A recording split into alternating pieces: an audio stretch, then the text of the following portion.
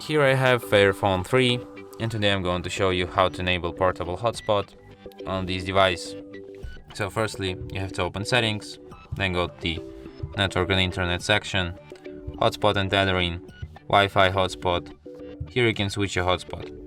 Here you can, for example, change its name.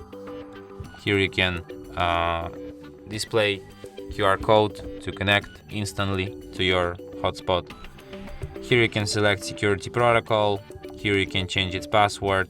In advanced, you can also set it to turn off automatically if nobody is connected.